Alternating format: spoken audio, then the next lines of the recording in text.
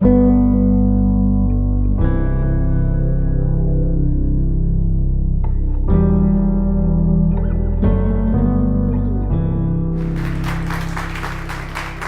Emily Stroia.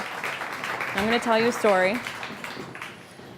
I remember being 4 years old and watching my father hit my mother for the first time. I remember her body on the floor, crouched in front of me, in the fetal position, praying that he would stop.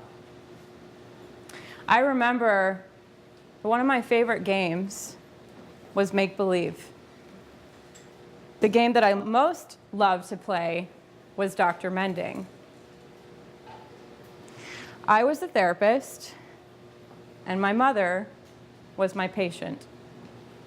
Every week we would meet in the attic. Every week we would talk, and she would try to make sense of the voices inside her head.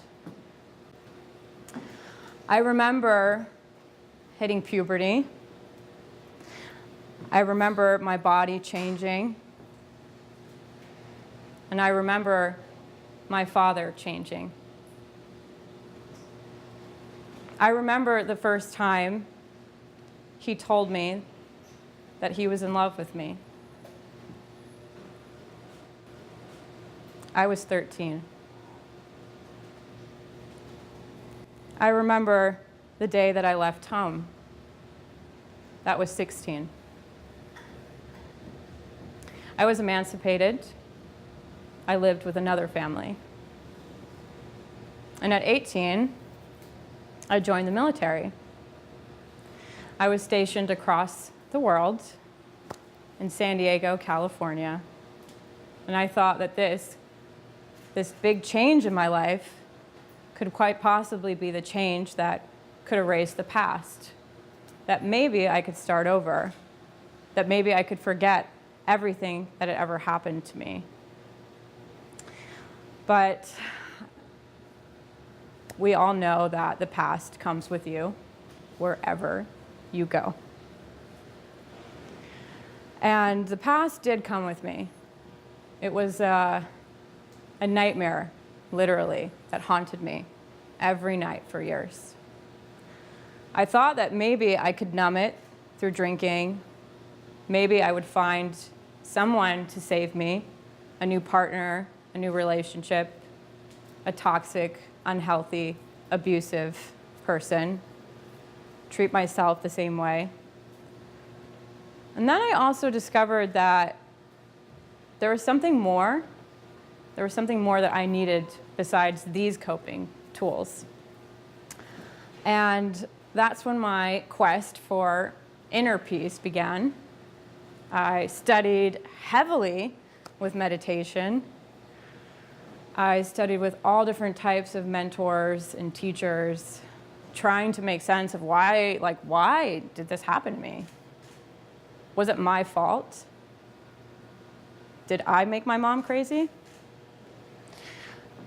And slowly, I invested time in this journey of healing.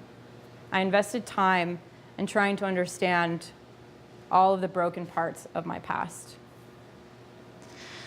And little by little, every day, I cracked beneath the surface of everything that I had been carrying for so many years.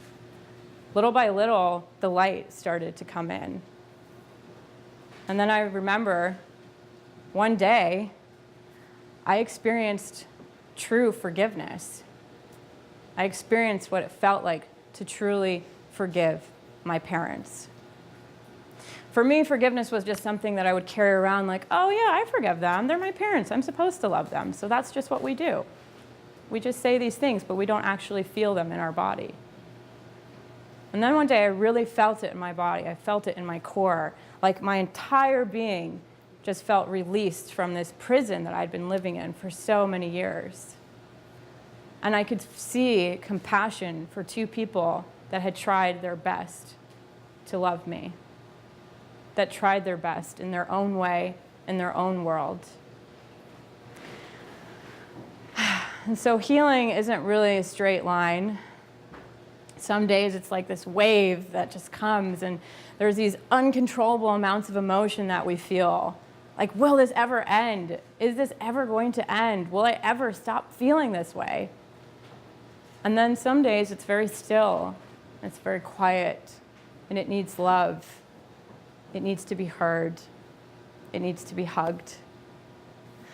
When I was 13, I went out on my balcony in the midst of all this happening, when my mother started getting progressively sick and my dad started expressing his attraction to me. I went out on my balcony and I looked up at the universe and I had this real talk with the universe. Has anyone ever had a talk with the universe? Yeah. I had a big talk with the universe. I said, dude, why is this happening to me? I couldn't understand it. And at 13, like, we're just like supposed to enjoy life. And I didn't hear anything. I was like, well, that's great. I don't hear anything. And then I heard something. I heard this really gentle whisper that this was not happening to me. It was happening for me.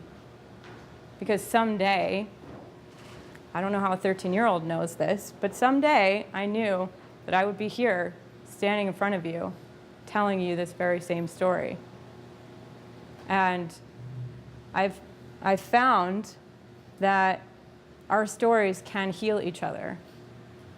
That by talking and giving it a voice and speaking and being vulnerable and being real, we can help each other.